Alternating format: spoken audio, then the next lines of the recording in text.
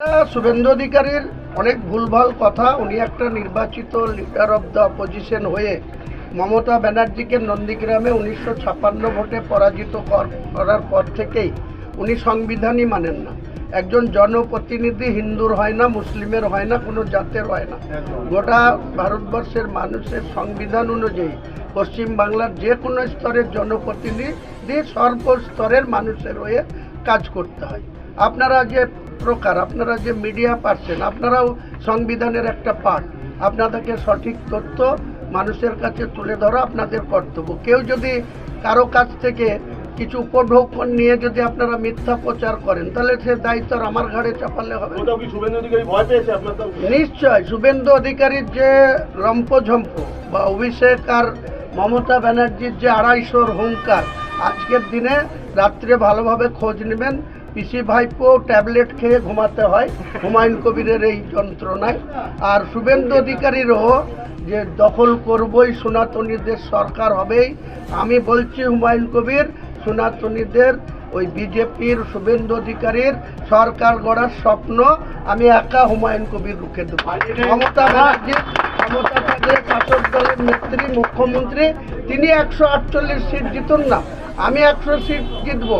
তাহলে 294-এর মধ্যে উনি যদি জিতেন, তাহলে 46টা সিটে নেমে আসবে বিজেপি। বিজেপিকে এত ভয় কিসের? বিজেপিকে গণতান্ত্রিক উপায়ে আমরা রুখে দেবো। প্রতিকুর রহমান দল ছাড়লো, যুবনেতা। ওনাদের পার্সোনাল ব্যাপার, উনি কেন দল ছেড়েছেন। আমি প্রতিকুরকে ভালো ছেলে বলেই সমীকরণ তৈরি হচ্ছে, সেটা আমি বলতে পারছি না। বাজেটে শিল্পের জন্য যা বরাদ্দ রাজ্য বাজেটে, সংখ্যালঘু উন্নয়নের জন্য তো তার কয়েক গুণ হয়েছে। তাহলে সংখ্যালঘু সেলের উন্নয়নের জন্য তৃণমূল কংগ্রেস ভাবছে না, এটা আপনি বলছেন। যে ভোটার অ্যাকাউন্ট করা হয়েছে, এই ভোটার অ্যাকাউন্ট উনি ইমপ্লিমেন্টই করার সুযোগ পাবেন না। উনি 14.5 বছর রাজ্যের মুখ্যমন্ত্রী। আমার কাছে সঠিক তথ্য আছে যে মুসলিম মাইনরিটিদের যে যে জনবসতি, যে সংখ্যা, সেই সংখ্যার যে অ্যালটমেন্ট সেন্ট্রাল গভর্নমেন্ট দেয়, সেটাকে উনি কনভার্ট করে অন্য জায়গায় খরচা করেন। উনি বলতে পারেন যে উনি কেন মুসলমানদের ফান্ড অন্য জেনারেল ফান্ডে নিয়ে গিয়ে খরচ করেন? ওটা ওনার বলার ক্ষমতা আছে? উনি একদম মিথ্যাচারী মহিলা। পশ্চিমবাংলার ভোট নিয়ে পশ্চিমবাংলার মানুষের কর্মসংস্থান শেষ করে দিয়েছে।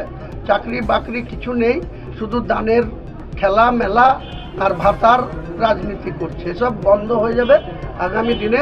মানুষ কর্মসংস্থান চাই, উন্নয়ন। মিথ্যা কথা বলে পড়ান শেষ হয়ে যাবে, উন্নয়ন শেষ হবে। হ্যাঁ, ও তো এসব কথাবার্তা দেখেন না।